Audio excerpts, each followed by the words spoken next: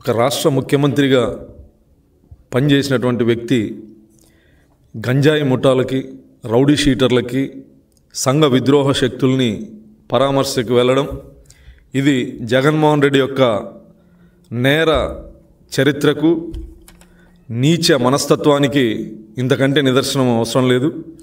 జగన్మోహన్ రెడ్డి ఓదార్పు యాత్రకి brand ambassador. ఇతను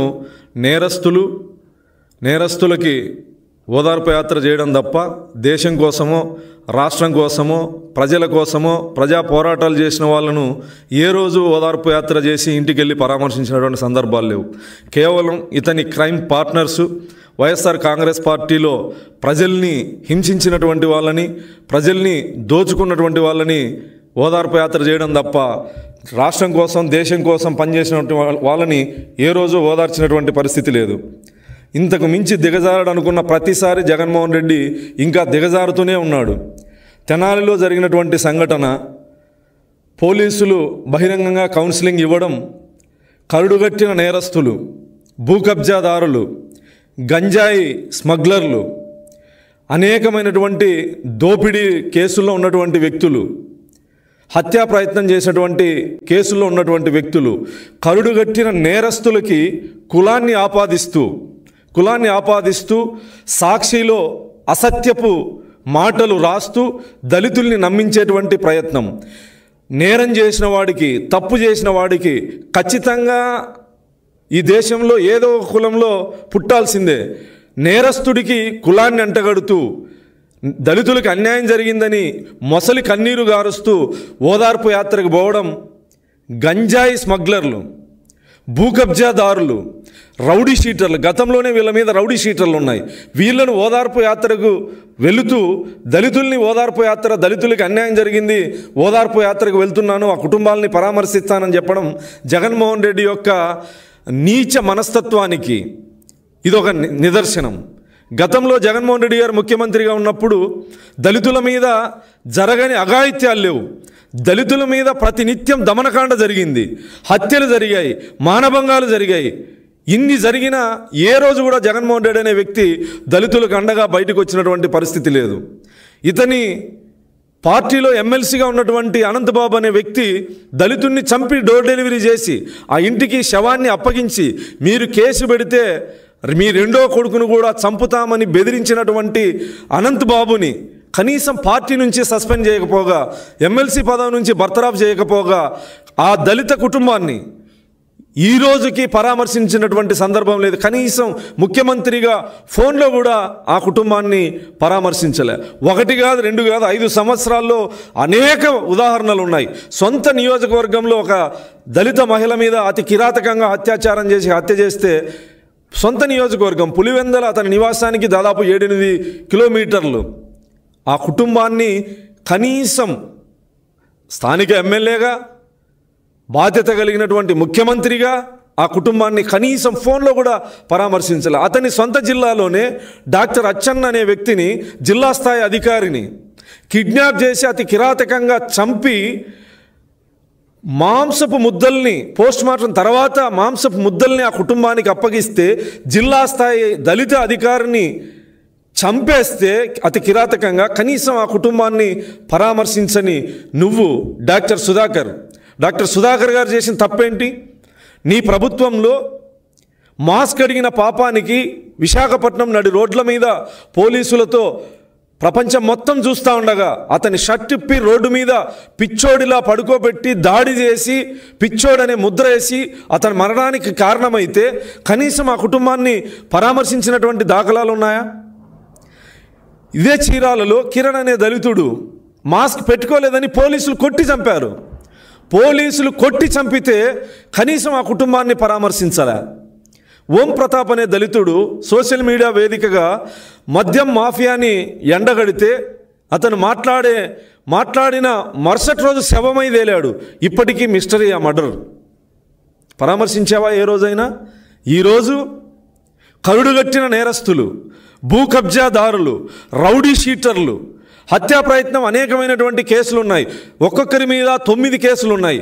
ఇలాంటి కరుడుగట్టిన నేరస్తుల్ని పరామర్శించేకి వెళ్తూ మీరొక క్రిమినల్, మీరొక గతంలో మీరు ముఖ్యమంత్రిగా ఉన్నప్పుడు ఆంధ్రప్రదేశ్ని గంజాయికి రాజధానిగా చేసినటువంటి వ్యక్తి కాబట్టే నీ వ్యాపారాన్ని కొనసాగించినటువంటి వాళ్ళని ఈరోజు గంజాయి మత్తులో అనేక దుర్మార్గాలు చేసినటువంటి వాళ్ళని పరామర్శించేకి వెళ్తున్నటువంటి జగన్మోహన్ రెడ్డి గారి యొక్క నిజస్వరూపాన్ని, అతని మానసిక స్థితిని ఆంధ్రప్రదేశ్ ప్రజలు గమనించాలని చెప్పేసి ఈ సందర్భంగా తెలియజేస్తూ, గతంలో ఎన్ని దుర్మార్గాలు జరిగినా కనీసం తాడేపల్లికి అతని ఇంటికి 4-5 కిలోమీటర్లో ఒక దళిత మహిళని సామూహిక అత్యాచారం చేస్తే, అతను అధికారిక నివాసానికి దగ్గరలో ఒక దళిత మహిళని అతి కిరాతకంగా అత్యాచారం చేస్తే కనీసం పరామర్శించినటువంటి వ్యక్తి, రేపల్లె రైల్వే స్టేషన్లో నిండు గర్భిణిని పిల్లల ముందు భర్త ముందు అత్యాచారం చేస్తే నోరు మెదపనటువంటి వ్యక్తి, ఈరోజు కేవలం తెలుగుదేశం పార్టీకో లేదా ప్రభుత్వానికో దళితుల్ని దూరం చేయాలన్నటువంటి కుట్రతో తప్పు చేసిన వాడికి కులాన్ని ఎందుకు చూస్తారు?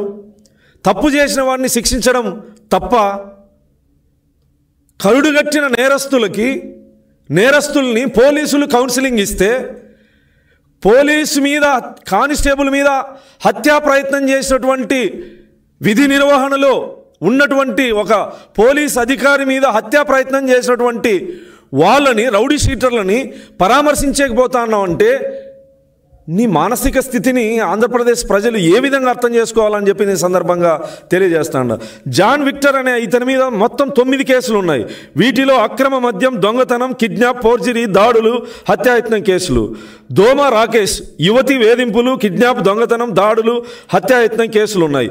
కరీముల్లా పోలీస్ కానిస్టేబుల్ని చంపడానికి ప్రయత్నించినటువంటి కేసుల్లో వీళ్ళందరూ ఉన్నారు. వీళ్ళు గతంలోనే రౌడీ షీటర్లు, ఆ ప్రాంతంలో అనేక దుర్మార్గాలకు పాల్పడినటువంటి వ్యక్తులు. కేవలం వైఎస్ఆర్ కాంగ్రెస్ పార్టీ ఏదో రకంగా ఉనికిలో ఉండాలి, ఏదో రకంగా ఉనికిలో ఉండాలనుకున్నప్పుడు కనీసం అతని పార్టీలో ఉన్నటువంటి నాయకులైనా దేనికి స్పందించాలి, దేనికి స్పందించకూడదనే ఇంకిత జ్ఞానం కూడా లేకుండా పోయిందంటే కేవలం వైఎస్ఆర్ కాంగ్రెస్ పార్టీని ఉనికిలో పెట్టాలి, తెలుగుదేశం కూటమి ప్రభుత్వాన్ని అప్రతిష్ట పాలు చేయాలి. నీకు దళితుల మీద నిజంగా అంత చిత్తశుద్ధి ఉంటే, నిజంగా నీకు అంత చిత్తశుద్ధి ఉంటే భారతదేశంలోనే దాడులు, హత్యలు నీ హయాంలో దేశంలోనే నెంబర్ 1 స్థానంలో వచ్చినప్పుడు కనీసం SC/ST అట్రాసిటీ యాక్టును, శాంతి భద్రతలను కనీసం సమీక్షించినటువంటి సందర్భం ఏదైనా ఉందా? ఎన్ని దుర్మార్గాలు జరిగాయి? 1, 2, 3? ఎంతమంది దళితుల్ని జైలు పాలు చేశావు, ఎంతమందిని హత్య చేశావు, ఎంతమంది దళిత మహిళల మీద అత్యాచారాలు జరిగినా కనీసం స్పందించినటువంటి మీరు, మీ పార్టీకి సంబంధించినటువంటి వ్యక్తి, అప్పటి హోంమంత్రి కోవూరు నియోజకవర్గంలో ఒక దళిత యువకుడు వైఎస్ఆర్ కాంగ్రెస్ పార్టీ జెడ్పీటీసీకి జెడ్పీటీసీ కట్టిన ఫ్లెక్సీ దగ్గర ఫ్లెక్సీ కట్టాడని చెప్పి పోలీసులు చిత్రహింసలు పెడితే అతను బయటకు వచ్చి సెల్ఫీ వీడియో తీసుకొని ఆత్మహత్య చేసుకుంటే ఆ పోలీసుల మీద ఏం చర్యలు తీసుకున్నావు? ఆ కుటుంబానికి ఏమని పరామర్శించావు? ఎక్కడైనా ఒక్కటి నీ గత ప్రభుత్వంలో 5 సంవత్సరాల్లో దళితుల మీద జరిగినటువంటి దమనకాండలో ఏ ఒక్కరోజైనా ముఖ్యమంత్రిగా బాధ్యతగా ఆ కుటుంబాలని పరామర్శించి కానీ, లేదా దారుణాలకు పాల్పడినటువంటి వ్యక్తుల్ని శిక్షిస్తున్నట్లు కానీ, శిక్షిస్తామని కానీ ఎక్కడైనా చెప్పినటువంటి దాఖలాలు ఉన్నాయా?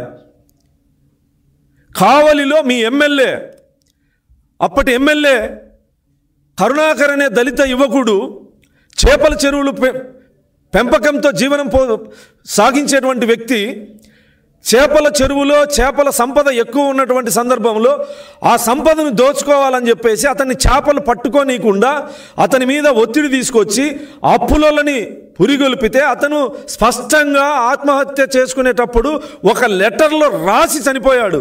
నా మరణానికి ఎమ్మెల్యే దగ్గర ఉన్నటువంటి వ్యక్తులు ఎమ్మెల్యే కారణమని రాసి చనిపోతే కనీసం నీ పార్టీ వాళ్ళని మందలించినటువంటి సందర్భం ఉందా? వాళ్ళని పార్టీ నుంచి సస్పెండ్ చేయగలిగావా? లేదా వాళ్ళని శిక్షించండి అని చెప్పగలిగావా? లేదా ఆ కుటుంబాన్ని పరామర్శించావా? ఆ రోజు తెలుగుదేశం పార్టీ జాతీయ ప్రధాన కార్యదర్శి, SSL రాష్ట్ర అధ్యక్షుడిగా మేము అక్కడికి వెళ్ళి పోరాటం చేసి అక్కడ ఉన్నటువంటి వాస్తవ పరిస్థితి మా లోకేష్ గారికి తెలియజెప్పితే తాకట్లో ఉన్నటువంటి ఇల్లు స్వయంగా లోకేష్ గారే వచ్చి ఆ ఇల్లు విడిపించి ఆ పత్రాలు ఆ కుటుంబ సభ్యులకి ఇచ్చి వాళ్లకు భరోసా కల్పించడం జరిగింది. ఇలాంటి సంఘటన ఈ 5 సంవత్సరాల దుర్మార్గమైన దళిత వ్యతిరేక పరిపాలనలో ఒక్క సందర్భం ఉందా? ఈరోజు కేవలం దళితుల్లో చిచ్చుపెట్టడానికి, దళితుల్ని తెలుగుదేశం పార్టీకి, కూటమి ప్రభుత్వానికి వ్యతిరేకంగా చేయాలనే ఒక నీచ సంకల్పంతో నేరస్తుల్ని, కరుడుగట్టిన నేరస్తుల్ని, సమాజంలో అసంఘిక చర్యలకు పాల్పడుతున్నటువంటి వ్యక్తుల్ని, అసలు ఈ ఒక రాష్ట్రానికి ముఖ్యమంత్రిగా చేసినటువంటి వ్యక్తి గంజాయి అమ్ముకుని బతికేటువంటి వాళ్ళకి, భూ కబ్జాలు చేసేటువంటి వాళ్ళకి, రౌడీ షీటర్లని పరామర్శించేకి వెళ్తారండి?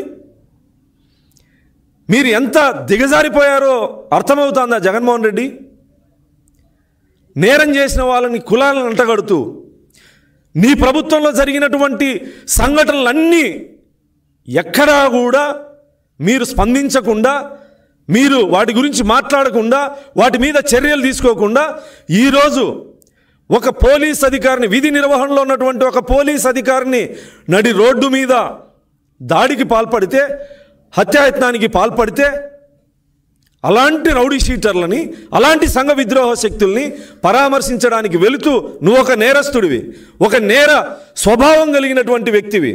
కాబట్టి నీకు రాష్ట్రం కోసం పనిచేసినా, లేదా రాష్ట్ర అభివృద్ధి కోసం పనిచేసినా, ప్రజల హక్కుల కోసం పనిచేసినా వాళ్ళని ఏ రోజు పరామర్శించని నువ్వు ఈరోజు సబ్ జైలు దగ్గరికి పోతానో కేవలం నీ క్రైమ్ పార్ట్నర్ని పరామర్శించడానికి, ఈరోజు సంఘ విద్రోహ శక్తులుగా ఆ ప్రాంతంలో ప్రజల్ని భయభ్రాంతులకు గురి చేస్తూ జీవనం సాగిస్తున్నటువంటి రౌడీ షీటర్లని పరామర్శించడానికి ఒక రాష్ట్రానికి ముఖ్యమంత్రిగా పనిచేసిన వ్యక్తి వెళ్తున్నామంటే ఖచ్చితంగా ఈ రాష్ట్ర ప్రజలు నీ నేర స్వభావాన్ని మరొక్కసారి గమనిస్తూ ఉన్నారు. నీ నీచ బుద్ధికి ఇంతకంటే నిదర్శనం ఇంకొకటి లేదు. ఇలాంటి దుర్మార్గుడివి కాబట్టే ఖచ్చితంగా జూన్ 4వ తారీఖుకి నీ పార్టీకి, నీ ప్రభుత్వానికి సమాధి చేసి పిండ ప్రదానం చేసి దాదాపు సంవత్సరం కావస్తుంది. ఈ సంవత్సరంలోనైనా నీలో ఏమాత్రం మార్పు వచ్చింది అనుకుంటే అంతకంటే దిగజారిపోయి అంటే బాధ్యతాయుతంగా పనిచేసేటువంటి పోలీస్ అధికారులకి మీరు ఏం సమాధానం చెప్పాలనుకుంటా ఉన్నారు? శాంతి భద్రతల కోసం, కాపాడేదానికోసం పనిచేస్తున్నటువంటి అధికారుల మీద హత్యా ప్రయత్నం చేస్తే అటువంటి నీచుల్ని పరామర్శించేకి వెళ్తూ, పైగా దళితులు అని నీ ముసలి కన్నీరు ఏదైతే ఉందో 5 సంవత్సరాల్లో నీ నిజస్వరూపాన్ని, నీ రాక్షస మనస్తత్వాన్ని, దళితుల పట్ల నీకున్నటువంటి ముసలి కన్నీరుని రాష్ట్రంలో ఉన్నటువంటి దళితులు ఏనాడో చూశారు. ఎమ్మెల్సీ అనంత్ బాబు అంత క్రూరంగా, భారతదేశంలో ఎక్కడ జరగనంత విధంగా బాధ్యతాయుతమైనటువంటి పదవిలో ఉండి, ప్రభుత్వంలో భాగస్వామి ఉండి, ఎమ్మెల్సీగా ఉండి చంపి అధికార మదంతో డోర్ డెలివరీ చేస్తే నువ్వేం చర్యలు తీసుకున్నావు అనేది ఈ రాష్ట్రంలో ఉన్నటువంటి దళితులందరికీ తెలుసు. జగన్మోహన్ రెడ్డి గారు, ఇప్పటికైనా నీ మనస్తత్వాన్ని మార్చుకొని ప్రజల కోసం పనిచేస్తూ నీ పార్టీని ఉనికిలో పెట్టుకోవాలి. కానీ హత్యలు చేసిన వాళ్ళని, మానభంగాలు చేసిన వాళ్ళని, గంజాయి స్మగ్లర్లని, రౌడీ షీటర్లని, భూ కబ్జాదారులని, నేరస్తుల్ని పరామర్శతో నీ పార్టీని నడుపుకోవాలనుకుంటే, నువ్వు బెంగళూరు నుంచి ఆంధ్రప్రదేశ్లోకి రావాలనుకుంటే ఎవరొకరు చనిపోవాలి, లేదా నీ క్రైమ్ పార్ట్నర్స్ ఎవరైనా జైలుకి వెళ్ళాలి. ఇలాంటి వాళ్ళని పరామర్శించడానికి ఆంధ్రప్రదేశ్లోకి వస్తావు తప్ప ఆంధ్రప్రదేశ్ ప్రజల పట్ల, ఈ రాష్ట్రం పట్ల మీకు ఏమాత్రం చిత్తశుద్ధి లేదనే విషయం రాష్ట్ర ప్రజలందరికీ తెలుసు. జగన్మోహన్ రెడ్డి ఇప్పటికైనా బుద్ధి తెచ్చుకొని వ్యవహరించాలని ఈ సందర్భంగా తెలియజేస్తా ఉన్నా.